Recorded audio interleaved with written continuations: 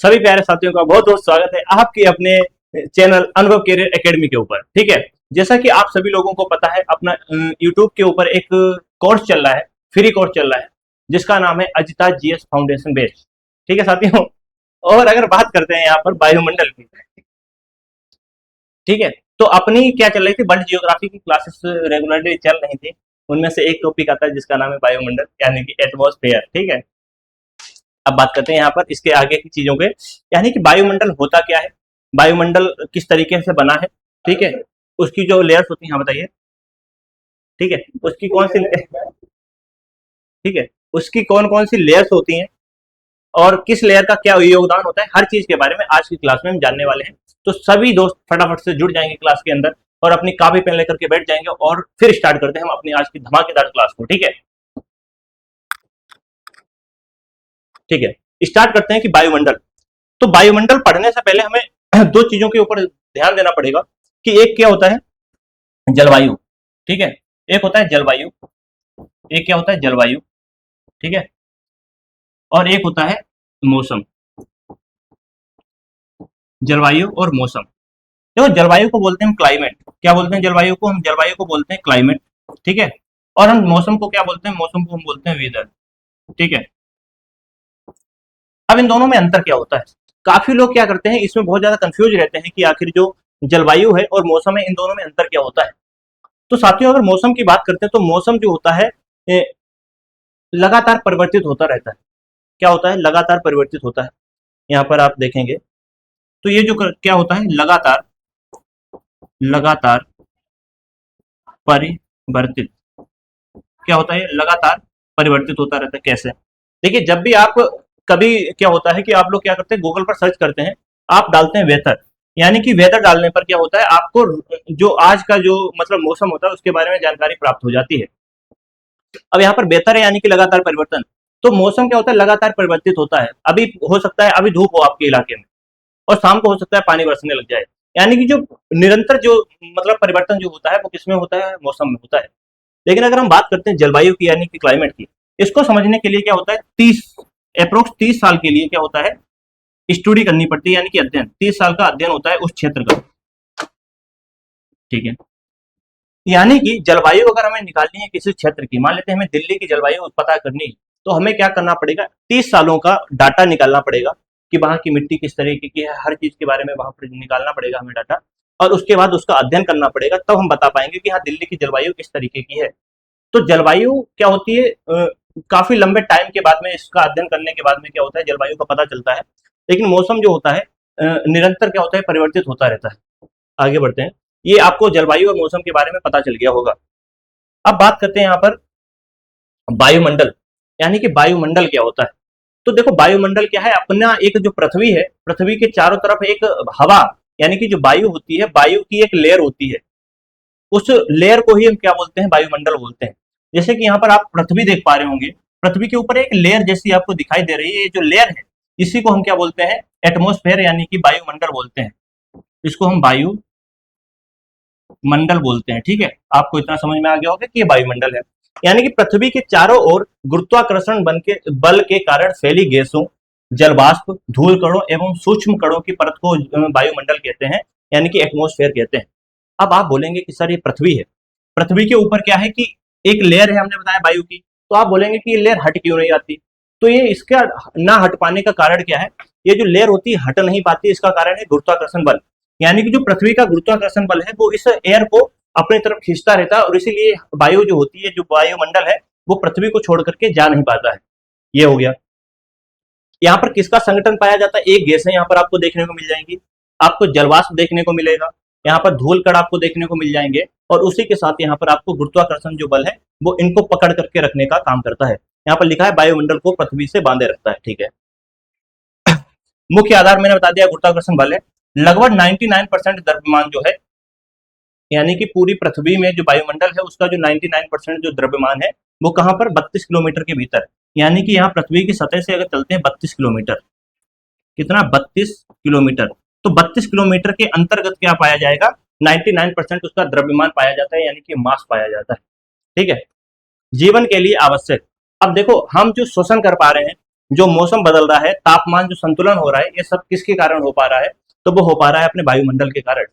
ठीक है, अगर वायुमंडल ना होता तो सूर्य की किरणें डायरेक्टली हमारे पास तक आती, और डायरेक्टली आने के कारण क्या होता है कि हम ठीक है, तो डायरेक्टली आने के कारण क्या होता है कि हम क्या कर पाते, मतलब हमें कैंसर हो सकता था, जैसे कि स्किन का कैंसर हो जाता है, वो चीजें होती है, अभी पढ़ेंगे आगे। तो एटमोस्फेयर के बिना पृथ्वी पर जीवन संभव नहीं है, आपको इस बात का याद रखना है। आगे देखते हैं, वायुमंडल पृथ्वी से क्यों जुड़ा रहता है? अभी मैंने बताया कि जो वायुमंडल होता है वो पृथ्वी से जुड़ा रहता है, क्योंकि वहां पर क्या होता है, एक गुरुत्वाकर्षण बल काम करता है। पृथ्वी का गुरुत्वाकर्षण बल गैसों, जलवायु, धूल कणों और सूक्ष्म कणों को अपनी ओर खींच करके वायुमंडल को पृथ्वी के चारों ओर बनाए रखता है। ये बात अभी मैंने बता दी थी आपको, ठीक है। आगे देखते हैं, वायुमंडल का महत्व क्या है, यानी कि किस इसकी इंपॉर्टेंस क्या होती है, जो वायुमंडल होता है यानी कि एटमॉस्फेयर की जो इंपॉर्टेंस क्या होती है। तो वायुमंडल पृथ्वी पर जीवन को संभव बनाता है। जो अपना एटमॉस्फेयर होता है वो जीवन को संभव बनाता है। जीवन को संभव बनाने का मतलब, अगर हम यहाँ पर क्या कर पा रहे हैं, शोषण, क्या करते हैं, शोषण, तो वो क्यों हो रहा है? क्योंकि शोषण में क्या होता है, ऑक्सीजन की जरूरत पड़ती है, और ऑक्सीजन कहाँ पर है, तो आप बोलेंगे वायुमंडल के अंदर है। तो ये बात है, यानी कि ऑक्सीजन होगी तो शोषण होगा, शोषण होगा तभी तो, मतलब किसके कारण होगा शोषण, तो वो हो रहा है अपने वायुमंडल के कारण, ठीक है।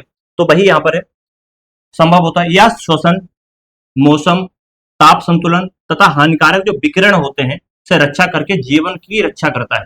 तो वायुमंडल का एक तो महत्व यही हो गया कि वो शोषण करने में, तापमान नियंत्रित करने में, ठीक है, और जो हानिकारक जो विकिरण आते हैं सूर्य की तरफ से उनको रोकने का काम कौन करता है, वायुमंडल करता है। इतना आपको क्लियर होगा तो एक बार थम्स अप करेंगे, ठीक है। आगे बढ़े, ठीक है। इतना आपको समझ में आया होगा। यहाँ पर आप देख पा रहे होंगे इनके जो इफेक्ट क्या होते हैं, इंपोर्टेंस, श्वसन, मौसम परिवर्तन, ताप संतुलन, सुरक्षा कवच का काम करता है, यानी कि जो विकिरण आती है, उल्का पिंड आते हैं, उन सभी से बचाने का काम करता है। और जल चक्र जो होता है यहाँ से, यानी कि इन्हीं के कारण क्या होता है, बादल बनते हैं, इसी में वायुमंडल के अंदर बादल बनते हैं, और बादल बनने पर क्या होता है, वो चीजें क्या होती है, बारिश के रूप में पृथ्वी पर आती हैं, और पृथ्वी से फिर जलवाष्प बन करके क्या करती है, आसमान में जाती हैं, और वहां जाकर के चीजें इसी तरीके से चलती रहती हैं। इतना क्लियर, ठीक है ना। आगे देखते हैं अब, देखिए वायुमंडल की संरचना, यानी कि वायुमंडल आखिर बना किस तरीके से। देखिए, जो वायुमंडल की संरचना की बात करते हैं तो यहाँ पर क्या होता है, नाइट्रोजन गैस होती है। क्या होती है, नाइट्रोजन गैस, ठीक है, नाइट्रोजन, नाइट्रोजन गैस होती है एक, नंबर वन। यहाँ पर आपको ऑक्सीजन गैस मिल जाएगी। क्या होती है, ऑक्सीजन गैस, CO2 यानी कि कार्बन डाइऑक्साइड होती है, और अदर होती है, अदर गैसेस। तो ये इस तरीके से क्या होती है, गैसेस पाई जाती है। यहाँ पर आप देखेंगे तो नाइट्रोजन जो होती है वो 78% होती है, यानी कि जो वायुमंडल है, वायुमंडल का 78% जो हिस्सा है उसमें नाइट्रोजन गैस पाई जाती है। कौन सी नाइट्रोजन गैस पाई जाती है, ठीक है। तो आपको याद रखना है, अगर पूछा जाता है कि वायुमंडल में नाइट्रोजन जो गैस होती है उसकी प्रतिशत कितना है, तो आप बोलेंगे कि 78% होता है। ऑक्सीजन की बात करते हैं, अगर ऑक्सीजन की बात करते हैं वो कितना होता है, तो 21 होता है। यहाँ पर बैठे हुए हैं आपके त्रिवेदी सर। त्रिवेदी सर आपकी क्लास में डिस्टरबेंस बना रहे हैं, ठीक है। आप लोग उनकी क्लास में आइएगा, इनकी क्लास लगा दीजिएगा एक बार। तो यहाँ पर क्या होता है, नाइट्रोजन 78% और जो ऑक्सीजन होता है वो 21%। आर्गन जो होता है 0.93% होता है। कार्बन डाइऑक्साइड जो होता है 0.036% होता है, और जो अन्य गैसें होती है वो अदर में होती हैं। अब यहाँ पर देखेंगे आप, अब यहाँ पर क्या होता है, यहाँ पर भी वही चीजें लिखा है, नाइट्रोजन 78, ऑक्सीजन 21, ठीक है ना, क्लियर हो रहा है, ठीक है। ऑर्गन 0.93 और कार्बन डाइऑक्साइड 0036। अब इनके बारे में हम विस्तार से पढ़ लेते हैं कौन सी क्या चीजें हैं, ठीक है। यहाँ पर इस तरीके से हो गया, आगे देखते हैं। देखिए वायुमंडल की जो प्रमुख गैस है मैंने यहाँ पर बता दिया था, परसेंटेज आपको यहाँ पर देखने को मिल जा रहा होगा। 78% नाइट्रोजन, 21 ऑक्सीजन है, 0.9 आर्गन है, 0.036 जो है कार्बन डाइऑक्साइड है। अन्य गैसें होती है ट्रेस मात्रा में होती है, मतलब बहुत ही निम्न मात्रा में पाई जाती है। और उसी के साथ बात करते हैं 0.4 जो होती है परिवर्तन, यानी कि जलवाष्प होता है। एक आपसे क्वेश्चन पूछा जाता है कि सबसे अधिक मात्रा किस गैस की होती है वायुमंडल के अंदर, तो आप बोलेंगे जलवाष्प, ठीक है। अभी बताएंगे आगे जलवाष्प के बारे में। और इस तरीके से लगभग 99% जो वायुमंडल में क्या होता है, नाइट्रोजन और ऑक्सीजन से ही मिलकर बना हुआ है। यानी कि जो 99%, 100% में से 100% से जो 99% है वो किससे, ऑक्सीजन, किससे, oxygen plus nitrogen, oxygen plus nitrogen से ही मिलकर के बना हुआ है, आपको इतना याद रखना है। वायुमंडल में अनेक गैसें पाई जाती हैं, परंतु इनका अधिकांश भाग नाइट्रोजन और ऑक्सीजन से बना है। जल वाष्प एवं धूल कण परिवर्तनशील घटक होते हैं, इतना आपको क्लियर हुआ होगा। अब आगे बढ़ते हैं, देखिए नाइट्रोजन गैस के बारे में पढ़ लेते हैं, यानी कि नाइट्रोजन गैस किस तरीके से कार्य करती है। ठीक है, स्टार्ट करें। ठीक है, ठीक है। नाइट्रोजन गैस जो होती है, नाइट्रोजन वायुमंडल की सर्वाधिक मात्रा में पाई जाने वाली गैस है। यानी कि क्या है कि नाइट्रोजन जो होती है वायुमंडल में सर्वाधिक मात्रा में पाई जाने वाली गैस है। ठीक है, यह रंगहीन होती है, गंधहीन होती है और स्वादहीन होती है। अगर आप देखेंगे क्या होती है, ये रंगहीन होती है। रंगहीन का मतलब इसका कोई रंग नहीं होता है, नाइट्रोजन गैस का कोई रंग नहीं होता है, पहली बात। गंधहीन यानी कि इसकी कोई सुगंध भी नहीं होती, आपको इसकी महक नहीं लगेगी। स्वादहीन यानी कि ये गैस जो होती है वो स्वादहीन होती है, यानी कि यहाँ पर आपको क्या है, कोई स्वाद नहीं देखने को मिलेगा। ठीक है, पृथ्वी पर जीवन के संतुलन और स्थिरता के लिए अत्यंत आवश्यक है। देखिए जीवन पर क्या होता है कि अपने यहाँ जो स्थिरता यानी कि जीवन में जो संतुलन है, पृथ्वी के ऊपर जो संतुलन है, संतुलन बनाने का कार्य किसका होता है, तो आप बोलेंगे ये नाइट्रोजन गैस का ही होता है। संतुलन बनाने का कार्य किसका होता है, नाइट्रोजन गैस का होता है। देखिए यहाँ पर वही पॉइंट्स लिखे हैं, रंगहीन, गंधहीन, स्वादहीन होती है, ये आप लिख लेना अपनी कॉपी के अंदर। ठीक है, दूसरा है वायुमंडल का द्रव्यमान व आयतन बनाए रखने में सहायक होता है। यानी कि जो द्रव्यमान होता है पूरे वायुमंडल का और जो उसका आयतन होता है उनको बनाने में सहायता कौन करता है, नाइट्रोजन गैस करती है। इसका फार्मूला क्या होता है, N2 होता है। ठीक है, वायु दाब व पवन व्यवस्था के अनुभव में योगदान, यानी कि जो वायु दाब होता है, क्योंकि नाइट्रोजन गैस, क्योंकि सर्वाधिक मात्रा में नाइट्रोजन गैस है, तो सर्वाधिक दबाव कौन बनाएगा, दाब कौन बनाएगा, तो नाइट्रोजन गैस। तो यही है कि वायु दाब बनाने में और पवन व्यवस्था के अनुभव में ये योगदान करती है। ठीक है, ऑक्सीजन को संतुलित रखती है। अब ऑक्सीजन को किस तरीके से, देखिए यहाँ पर बताऊंगा। जैसे कि ऑक्सीजन गैस है अपनी, ठीक है, ऑक्सीजन, आपको पता है कि कोई भी वस्तु दुनिया की कोई भी वस्तु हो, वो ऑक्सीजन की उपस्थिति में ही जलती है। दुनिया की कोई भी वस्तु जो होगी वो ऑक्सीजन की उपस्थिति में जलेगी। ठीक है, जलती है, इतना आपको क्लियर। अब ये जलती कब है, ऑक्सीजन की उपस्थिति में, बट खुद नहीं जलती है। एक चीज क्या है, ऑक्सीजन खुद ना जल करके ये सहायता करती है किसी भी ऑब्जेक्ट को जलाने के लिए। ठीक है, आप बोलेंगे बिल्कुल सही है सर।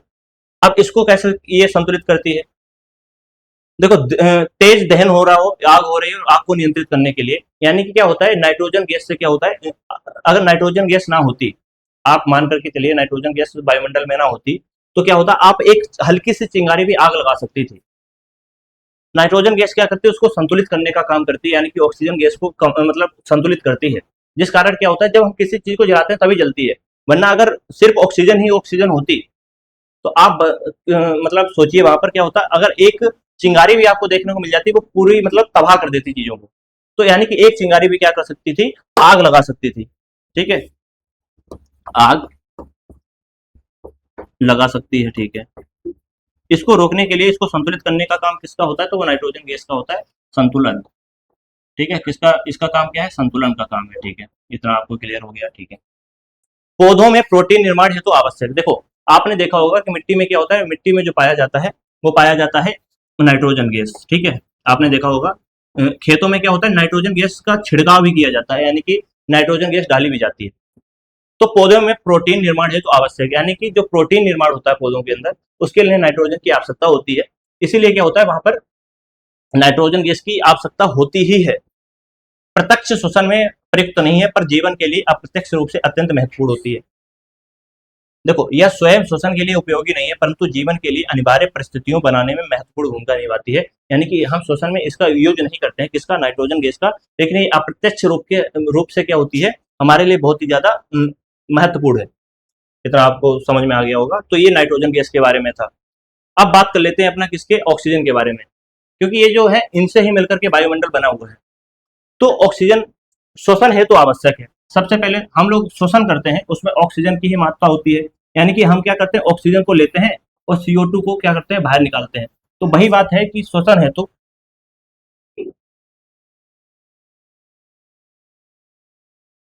कोई दिक्कत नहीं है। ठीक है, अब श्वसन हेतु आवश्यक, यानी कि अधिकांश जीवों के लिए जो ऊर्जा उत्पादन व श्वसन में सहायक, यानी कि ऑक्सीजन गैस ही क्या करती है, हमको जिंदा रखने में काम करती है। यानी कि अगर ऑक्सीजन कम हो जाएगी तो हम लोग वैसे भी नॉर्मली जी नहीं पाएंगे। तो क्या होता है, श्वसन के लिए सबसे आवश्यक कौन है, ऑक्सीजन गैस है। दहन में सहायक। अभी मैंने बताया था कि अगर ऑक्सीजन की अधिकता हो जाएगी तो नॉर्मल सी बात है, हल्की सी चिंगारी भी क्या कर सकती है, आग लगा सकती है। तो यहाँ पर दहन में क्या होती है, सहायक होती है, किसी भी चीज को जलाने के लिए ऑक्सीजन की आवश्यकता होती है, ठीक है। जीवन समर्थन, ठीक है। ओजोन निर्माण, देखिए जो ऑक्सीजन होती है, ऑक्सीजन से ही ओजोन बनती है। अब आप देखेंगे oxygen plus oxygen plus oxygen, यानी कि ऑक्सीजन के 3 कण मिलकर के क्या बना रहे हैं, ओजोन, ठीक है, ओजोन बना रहे हैं। आप इतना समझ जाएंगे, यानी कि O3, ठीक है। अब क्या होगा, ओजोन निर्माण, यानी ऑक्सीजन के 3 परमाणु मिलकर के ओजोन का O3 का निर्माण करते हैं, ठीक है।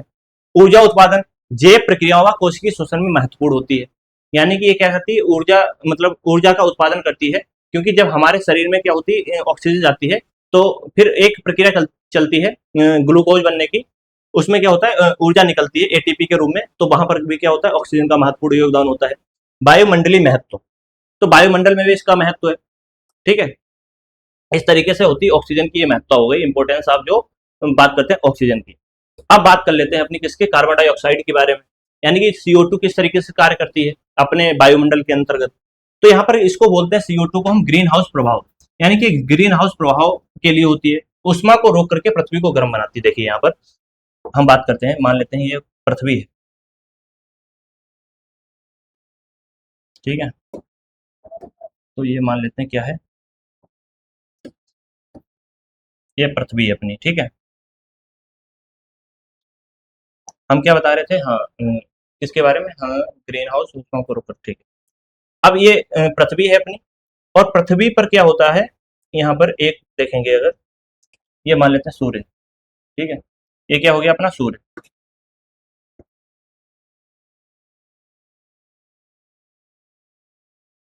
ठीक है। तो ये होता है सूर्य, यहाँ पर देखेंगे आप, ये हो गया अपना सूर्य।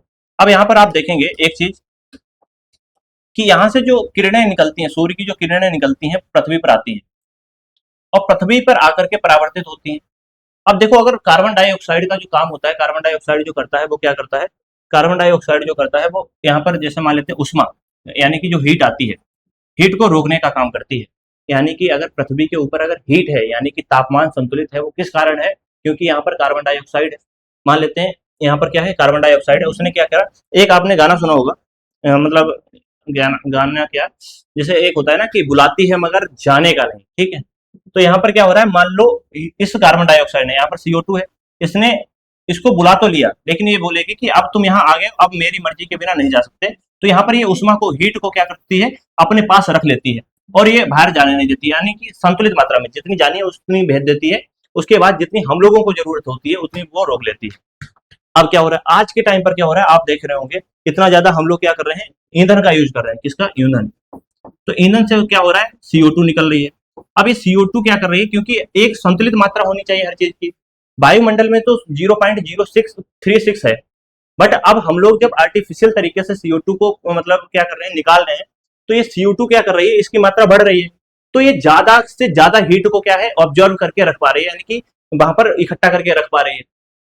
तो ये जो हम लोग जो CO2 निकाल रहे हैं, CO2, उसके मदद से क्या हो पा रहा है, यहाँ पर क्या हो रहा है, एक लेयर बन, जो लेयर है इसकी मान लेते हैं CO2 की, तो इस लेयर में क्या हो रहा है, उसकी अधिकता हो रही है किसकी, CO2 की। अब CO2 की अधिकता के कारण जो हीट है ज्यादा रुक रही है, इसलिए आप देख पा रहे होंगे कि दिनों दिन क्या हो रहा है, हीट बढ़ती चली जा रही है, यानी कि टेम्परेचर बहुत ज्यादा हाई होता जा रहा है, ठीक है। वो किसके कारण हो रहा है, क्योंकि वो CO2, जो CO2 है, यानी कि कार्बन डाइऑक्साइड जो है, वो उष्मा को ज्यादा अवशोषित कर रहा है।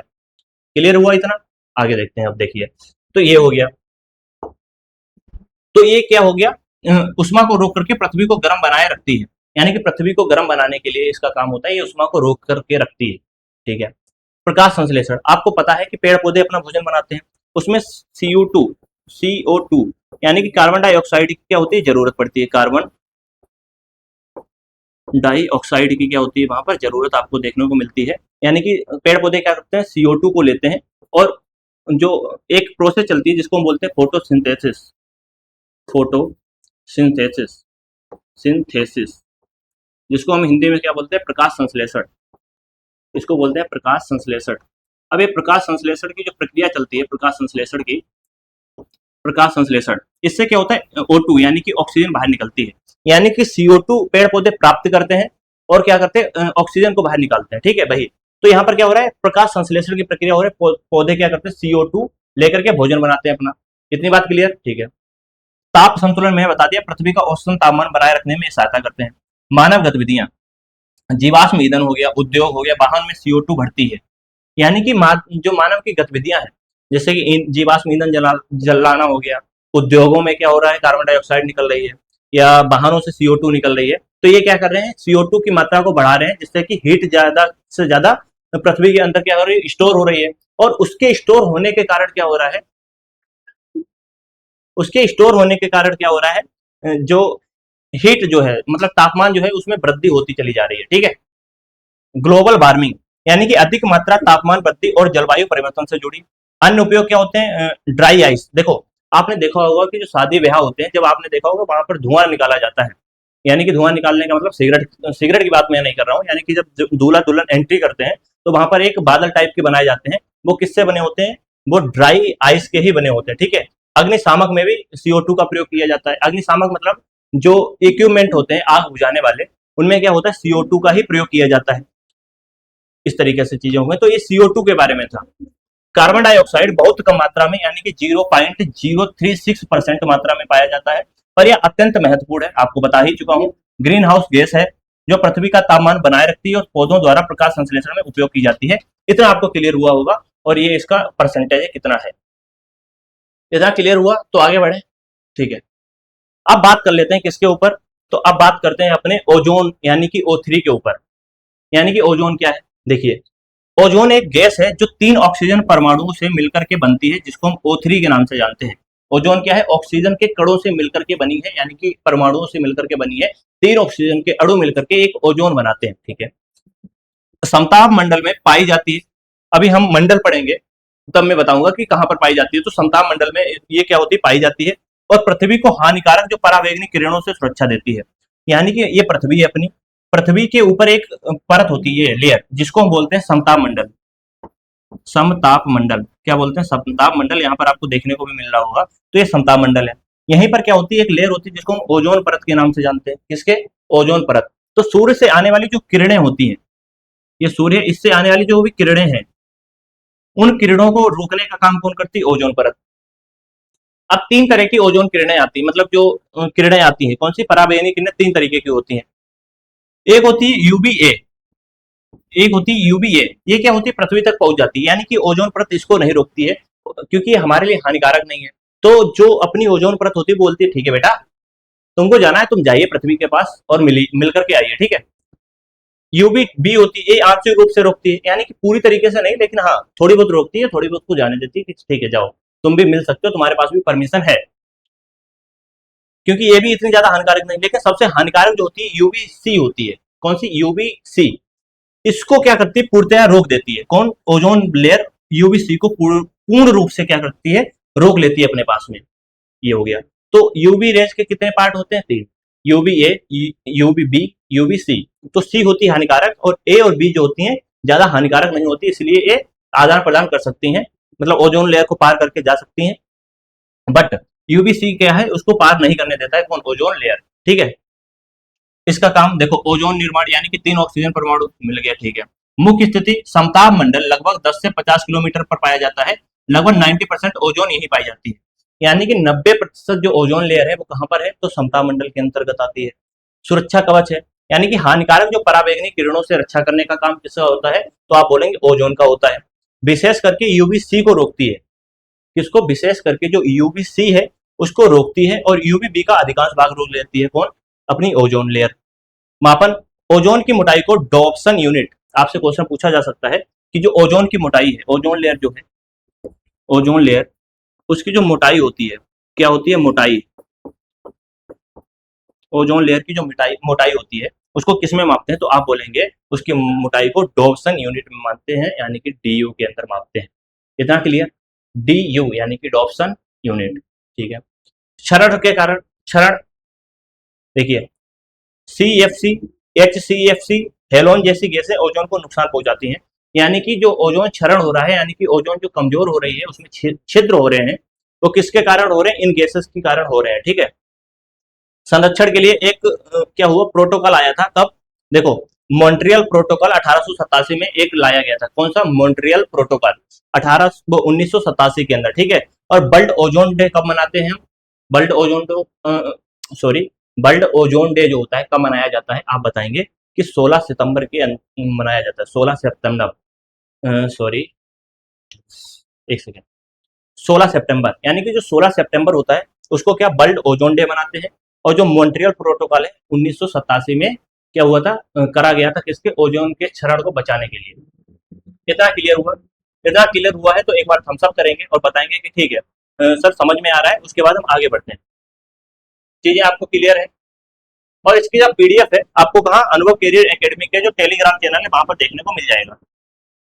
यूवी किरणों को प्रकारों के बारे में बता दिया था मैंने, ये 3 प्रकार के होते हैं, बार बार नहीं पढ़ना है, तो आपको इतना ही याद रखना है कि यूवी जो सी होती है हानिकारक होती है, इसको रोक लिया जाता है। यूवी बी जो होती है आंशिक रूप से रोकी जाती है। और यूवी ए जो होती है इसको आदान प्रदान करने की क्या है, मतलब अनुमति होती है, ठीक है। ओजोन क्षरण के कारण मैंने बता दिए हैं। कौन कौन से मुख्य कारण? तो ये गैसेस हो गए, रासायनिक प्रक्रिया यानी क्लोरीन और ब्रोमीन ओजोन अणुओं को तोड़ते हैं, ठीक है। ओजोन में छिद्र हो रहा है, यानी विशेषता अंटार्कटिका, दक्षिणी ध्रुव और अन्य ध्रुवों क्षेत्रों में, यानी कि अंटार्कटिका के पास ओजोन में छिद्र हो रहे हैं। क्या हो रहा है? ओजोन में छिद्र। हानियां क्या है? इसकी हानियां क्या होती है? अगर मान लेते हैं ये जो ओजोन लेयर है, ओजोन लेयर ना होती तो हमें हानियां क्या होती है? देखो, त्वचा कैंसर, यानी कि जो स्किन का कैंसर होता है वो हो जाता है हमको, ठीक है। मोतियाबिंद हो जाता है, यानी कि मोतियाबिंद जो हो रहा है उससे भी क्या है, हमारी रक्षा कौन करता है? ओजोन ही करती है, ठीक है। फसल व समुद्री जीवन को भी नुकसान जो होता है वो भी इसी के कारण होता है, यूवी रेज के कारण उनको भी रोकती है। अधिक यूवी प्रभाव, विशेष करके यूवी बी का संपर्क बढ़ता है जो मानव व पर्यावरण के लिए हानिकारक है, ठीक है। ये चीजें आपको यहाँ पर देखने को मिल रही होंगी। अब आगे देखते हैं। क्षरण के बारे में ज्यादा नहीं पढ़ना, आपको इतना पता होना चाहिए तो क्षरण हो रहा है जिससे कि क्या हो रही है, जो हमारी ओजोन लेयर है वो कमजोर पड़ रही है, ठीक है। आगे देखते हैं। जलवाष्प, ये भी एक अपनी गैस है, इसको हम बोलते हैं जलवाष्प। अब यहाँ पर देखेंगे, जल वाष्प जल का गैसीय रूप है। यह वायुमंडल का परिवर्तनशील घटक है जिसकी मात्रा सामान्यतः 0 से 4% तक होती है। यह मुख्यतः क्षोभ मंडल के निचले वायुमंडल में पाया जाता है। भूमध्य रेखा पर महासागरों के पास अधिक और ध्रुवों के और ऊंचाई के साथ कम होती जाती है। यानी कि जो जलवाष्प होती है, क्या बताया कि क्षोभ मंडल का जो निचला वायुमंडल में पाई जाती है, क्षोभ मंडल में जो निचला भाग होता है वहां पर क्या होती है? जलवाष्प पाई जाती है। और जलवाष्प से ही क्या होते हैं? बादल बनते हैं। देखिए यहाँ पर, ये मान लेते हैं नदी है, नदी से क्या हो रहा है? ये जो नदी है यहाँ पर आप देख पा रहे होंगे, इस नदी से बाष्पीकरण होता है, यानी कि इवापोरेशन होता है। हुआ इवापोरेशन, यानी कि जलवाष्प बना, जलवाष्प बनकर अब आसमान में क्या हुआ? जलवाष्प बनकर के उड़ गया। अब ये संघनन होगा, यानी कि ये ठंडे होंगे। अब जब ये गैस जो जलवाष्प होती है ठंडी होती है तो बादल का रूप ले लेती है। अब बादल क्या करते हैं? जब और ठंडे हो जाते हैं तो ये बारिश कर देते हैं, ठीक है। इसीलिए परिवर्तनशील घटक होता है जलवाष्प और 0 से 4% तक की इसकी मात्रा होती है। इतना क्लियर? अब देखिए परिभाषा क्या होती है इसकी, यानी कि जलवाष्प क्या होता है? तो ये जल का गैसीय रूप होता है। जल को अगर हम गर्म करते हैं तो उसका भाप में परिवर्तित होना ही क्या होता है? अपना जलवाष्प। स्रोत महासागर से बन जाता है, झील हो गई, नदियां हो गई, तालाब हो गई, तो यहाँ से, ठीक है। वितरण भूमध्य रेखा व समुद्री भागों में अधिक, ध्रुवों में कम होती है, ठीक है। मौसम में भूमिका, बादल, कोहरा, ओस, वर्षा, ये सभी किसके कारण होते हैं? तो इसी के कारण, यानी कि बादल बनना, हमने बताया कि जलवाष्प ऊपर जाएगी तो बादल बनेंगे, पहली चीज। कोहरा, कोहरा कैसे बनता है? वो भी तो जलवाष्प भी होती है ना। ओस, ओस भी क्या होती है? वो भी जलवाष्प होती है, वो भी उसके जो गैस के कण होते हैं, जलवाष्प के कण होते हैं, ठंडे होकर के नीचे गिरते रहते हैं, उसी को तो ओस बोलते हैं। और वर्षा, वर्षा भी इसी तरीके से होती है। हर चीज क्या होती है? जलवाष्प से मिलकर के बनी हुई है। गुप्त उष्मा, ऊर्जा के आदान प्रदान से मौसम को प्रभावित करती है, ठीक है। ताप संतुलन, यानी कि ग्रीन हाउस प्रभाव और तापमान नियंत्रण में इनकी सहायता होती है। हर गैस का अपना अपना कुछ ना कुछ योगदान होता है, यहाँ पर देखने को आपको मिलेगा, ठीक है। जलवाष्प मौसम, वर्षा और ताप संतुलन के लिए अत्यंत महत्वपूर्ण परिवर्तनशील घटक है। आपको इतना समझ में आया कि नहीं, एक बार बताएंगे कि हाँ सर इतना समझ में आ गया, उसके बाद हम कंटिन्यू करते हैं आगे की चीजें, ठीक है। अब यहाँ पर देखेंगे, अब वायुमंडल की परतों के बारे में पढ़ते हैं। अभी तक हमने क्या पढ़ा? वायुमंडल में जो गैसें होती है उन गैसेस के बारे में पढ़ लिया है हमने। अब क्या करते हैं? इनकी जो लेयर्स होती है, इनकी जो परतें हैं, उनके बारे में पढ़ते हैं। देखो वायुमंडल होता क्या है? तो पृथ्वी के चारों ओर गैसों का आवरण, यानी कि गैसों का जो एक क्या होता है, पूरा एक क्या बोलेंगे, एक लेयर होती है, उसी को हम वायुमंडल बोलते हैं। लगभग 78% नाइट्रोजन, 21% ऑक्सीजन, शेष अन्य गैसें होती हैं। देखिए एक सबसे नीचे जो मंडल होता है यानी कि ये पृथ्वी है, पृथ्वी के ऊपर का जो पहला मंडल होता है जिसको हम क्षोभ मंडल के नाम से जानते हैं। किसके नाम से? तो पहले मंडल को हम क्षोभ मंडल यानी कि ट्रोपोस्फेयर के नाम से जानते हैं। सेकेंड होता है समताप मंडल जिसको हम स्ट्रेटोस्फेयर के नाम से जानते हैं। थर्ड होता है मध्य मंडल यानी कि मीसोस्फेयर, ठीक है। ताप मंडल होता है जिसको हम थर्मोस्फेयर बोलते हैं, और लास्ट में होता है बहिर्मंडल जिसको हम क्या बोलते हैं? एक्सोस्फेयर बोलते हैं, ठीक है। ये आपके 5 लेयर्स होती हैं, ठीक है। 5 परतें हैं, इनके बारे में अभी हम जानेंगे। तो पहली परत कौन सी है अपनी? क्षोभ मंडल। क्षोभ मंडल के बारे में पढ़ लेते हैं। देखिए क्षोभ मंडल क्या है? वायुमंडल की सबसे निचली परत, यानी कि मैंने बताया था कि जब पृथ्वी के ऊपर जो सबसे पहली लेयर होती है उसी को हम क्या बोलते हैं? क्षोभ मंडल बोलते हैं, ठीक है, यानी कि ट्रोपोस्फेयर बोलते हैं। तो वायुमंडल की सबसे निचली परत हो गई, है ना। पृथ्वी के सतह से ऊपर 0 से 12 किलोमीटर तक विस्तृत होती है। 12 नहीं, ये 18 होती है शायद, ठीक है। तो 0 से 18 किलोमीटर के बीच की ये जो दूरी होती है इसको हम क्या बोलते हैं? क्षोभ मंडल का क्षेत्र बोलते हैं।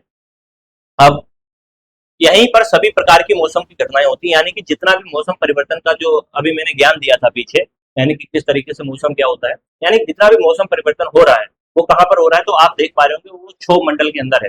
आप देखेंगे बादल का बनना, बारिश का होना, वो कहाँ पर हो रही है? तो क्षोभ मंडल के अंदर। तूफान का आना, तूफान कहाँ आता है? तो वो भी क्षोभ मंडल के अंदर आता है। चक्रवात जो बनते हैं वो कहाँ आते हैं?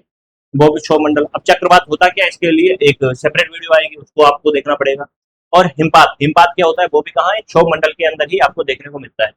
इसकी ऊंचाई की बात करते हैं तो 0 से 12 नहीं, 18 किलोमीटर तक होती है, और औसत ऊंचाई जो होती है 8 से 10 किलोमीटर की होती है। अब मौसम की सभी घटनाएं, बादल, वर्षा, आंधी, तूफान, हिमपात आदि यहीं पर होते हैं। तापमान में कमी, यानी कि यहाँ पर क्या होता है? हर 165 मीटर की ऊंचाई पर, मैंने बताया भी था, हर 165 मीटर की ऊंचाई पर जब हम जाते हैं तो क्या होता है? 1 सेंटीग्रेड जो टेम्परेचर होता है वो घट जाता है। क्या होता है? घट जाता है। यानी कि जो क्षोभ मंडल का जो तापमान है उसमें क्या होती है? कमी होती है, यानी कि तापमान में कमी होती है। ऊंचाई बढ़ने पर तापमान घटता है, यानी कि लगभग 6.5 डिग्री सेल्सियस प्रति किलोमीटर, यानी कि 1 किलोमीटर की ऊंचाई पर जाने पर 6.5 डिग्री सेल्सियस बढ़ता है, ठीक है।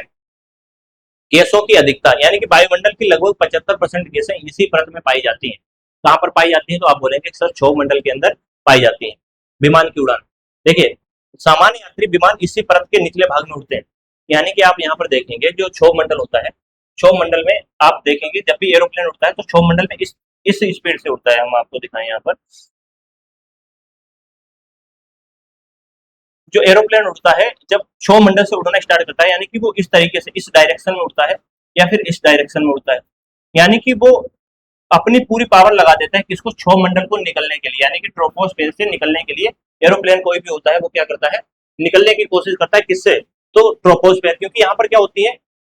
बादल का मतलब गड़गड़ाना हो गया, बारिश का होना, ये सभी चीजें होती है, तो यहाँ से निकलती है। और यहाँ पर क्या होता है? कहीं पर भी चक्रवात आ सकता है, तूफान आ सकता है, तो एरोप्लेन क्या करता है? दूसरे मंडल में जाने की कोशिश करता है। आपको दूसरा मंडल कौन सा है अभी जानते हैं।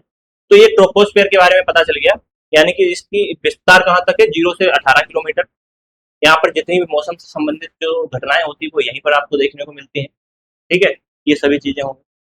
अब आगे देखते हैं, देखिए ये होता है समताप मंडल। दूसरा जो लेयर होती है उसको बोलते हैं समताप मंडल।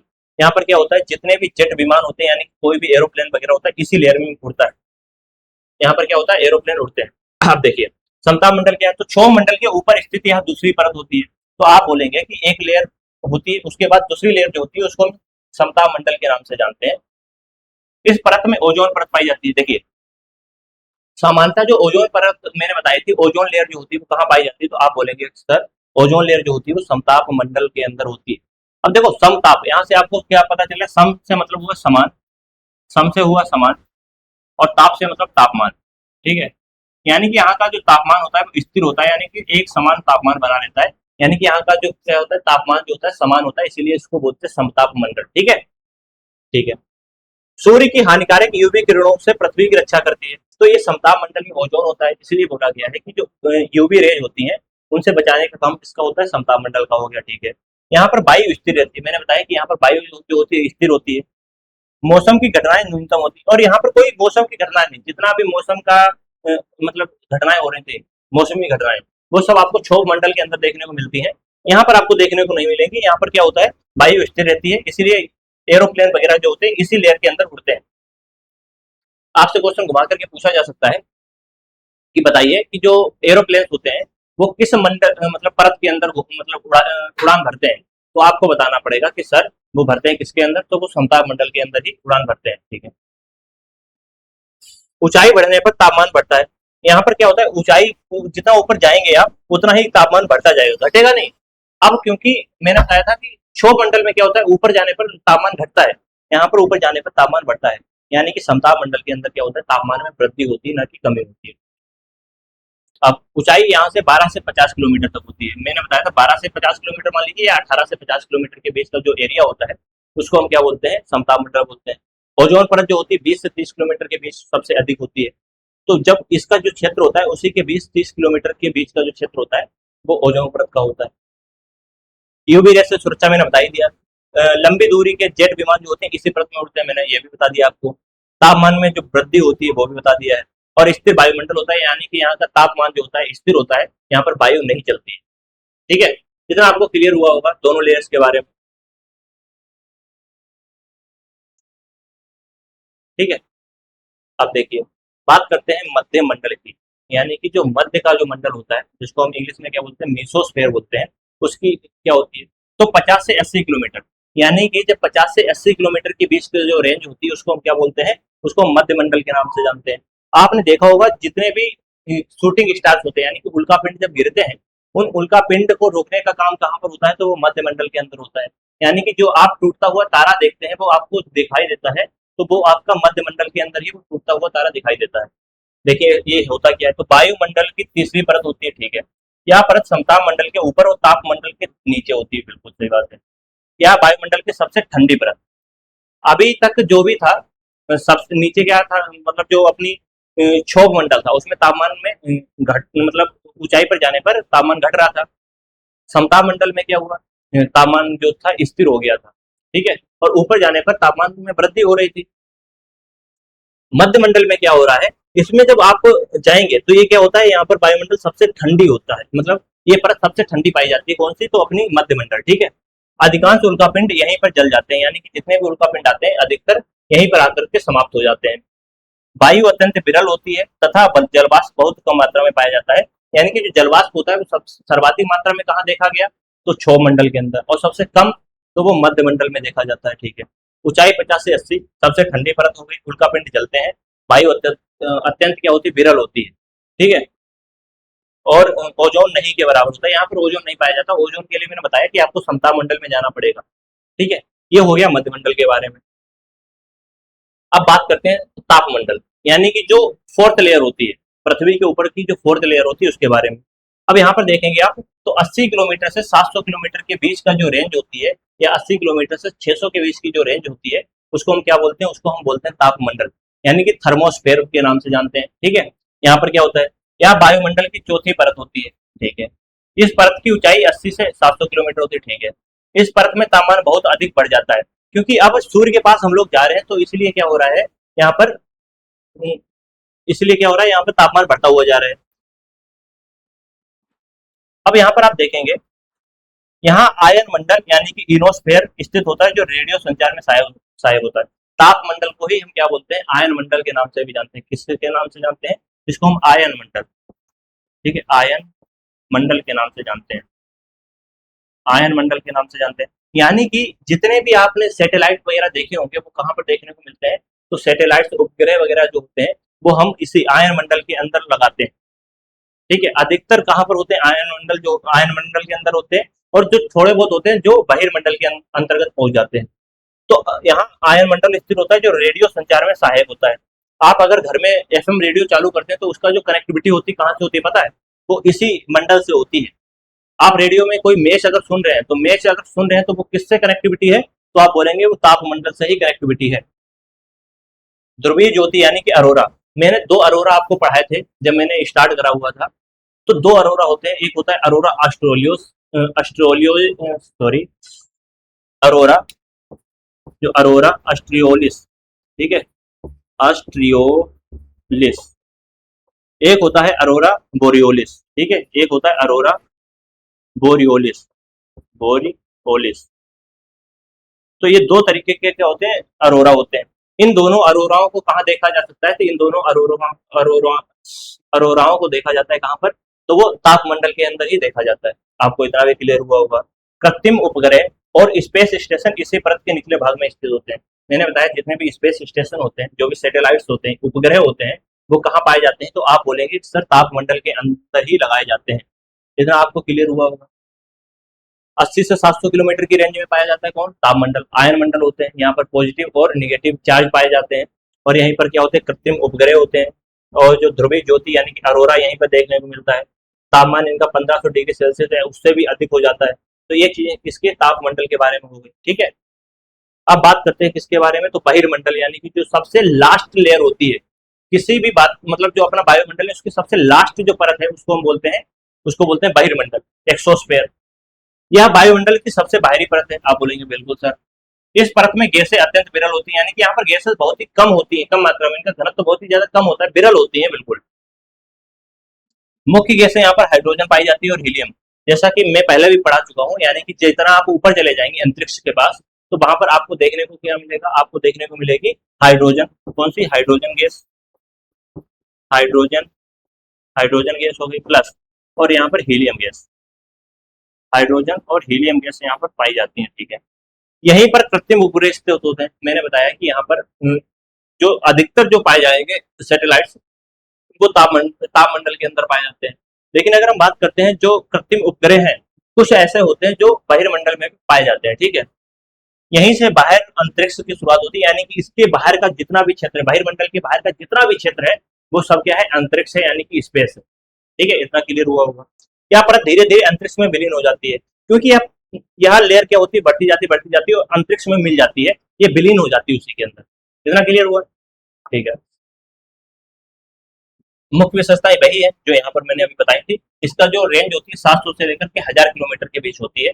अत्यंत विरल गैसें होती है। कृत्रिम उपग्रह यहाँ पर देखने को मिलेंगे। अंतरिक्ष यान यहाँ पर, एयरक्राफ्ट यहाँ पर जाते हैं, और 700 से 1000 के बीच की रेंज होती है।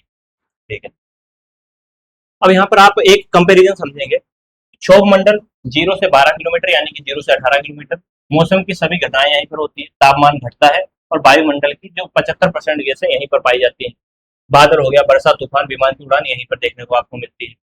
समताप मंडल में 12 से 50 किलोमीटर की ओजोन परत उपस्थित होती है। तापमान यहाँ पर बढ़ जाता है, वायुमंडल स्थिर होता है। यूवी रेस से बचाने के लिए यहाँ पर क्या होता है? ओजोन परत पाई जाती है। मध्य मंडल की बात करते हैं तो यहाँ पर 50 से 80 किलोमीटर की रेंज।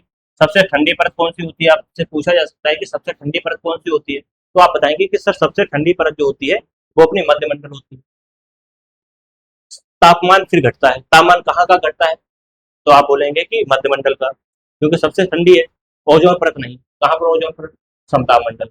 कहाँ पर नहीं? तो मध्य मंडल नहीं पाई जाती है। ठीक है, और उल्का पिंड कहाँ पर जलते हैं? तो आप बोलेंगे मध्य मंडल में ही आकर के जल जाते हैं। ठीक है, और तापमंडल क्या होता है? यहाँ पर एक आयन मंडल स्थित होता है। तापमान बहुत अधिक हो जाता है, यहाँ पर 1500 डिग्री सेल्सियस से भी अधिक हो जाता है, और रेडियो तरंगें परावर्तित होती हैं यहाँ पर।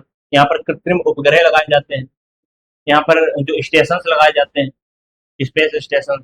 ठीक है, और अरोरा यहाँ पर आपको देखने को मिलता है। रेडियो संचार यहीं से होता है, आपको सब बता दिया है मैंने।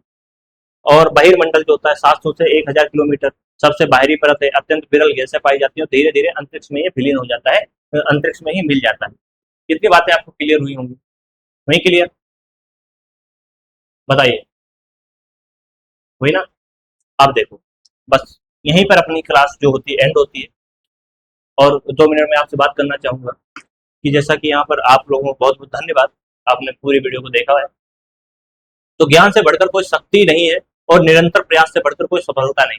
यानी कि अगर आपने कंटिन्यूअसली काम करा, तो आपको सफल होने से कोई नहीं रोक सकता है। ठीक है, अ, सबसे पहले आप अपना लक्ष्य निर्धारित करें और उस पर अडिग रहें। ऐसा नहीं है कि आप हर साल या हर महीने में अपने जो एम्स हैं, टारगेट है, उनको बदलते रहें। यानी कि आपने सोचा कि हमें यूपी प्लस की तैयारी करनी है, और बाद में आप एकदम से आपने बोला नहीं अब यूपीएससी होगा, तो आपको बार बार क्या है? टारगेट को चेंज नहीं करना है अपने। ठीक है, नियमित अध्ययन करें और सीखते रहें, यानी कि लगातार आपको अध्ययन करते रहना। ऐसा नहीं है कि आज पढ़ लिया, कल नहीं पढ़ा, परसों पढ़ लिया। तो आपको क्या है? निरंतर पढ़ते रहना, भले ही आप 1 घंटे, 2 घंटे, 4 घंटे पढ़े, आपको निरंतर प्रयास करते रहना, अपने अभ्यास को निरंतर करते रहना है। समय का सही उपयोग करें। ऐसा नहीं कि आप बैठे रील्स स्क्रॉल करें, अपने समय का पूर्ण रूप से क्या करना है? आपको उपयोग करना है, यही सफलता की कुंजी है। कठिनाइयां आएंगी लेकिन हार मत मानो, यानी कि आपके सामने कठिनाइयां तो आएंगी, आपको लेकिन हार नहीं माननी है, ठीक है। और परिश्रम आज का, सफलता कल की। अगर आप आज मेहनत कर लेते हैं तो आपको सफल होने से कोई नहीं रोक सकता। और कल को जब आपके जो दोस्त होंगे जिन्होंने मेहनत नहीं करी है, वो देखेंगे और आपसे ईर्ष्या करेंगे, ठीक है। इसलिए क्या है, आज अगर आपने परिश्रम कर लिया तो कल आपका होगा। तो इसी के साथ विदा लेना चाहेंगे आपसे, और आपकी क्लास यहीं पर एंड होती है। कल मिलते हैं एक धमाकेदार वीडियो के साथ, तब तक के लिए जय हिंद।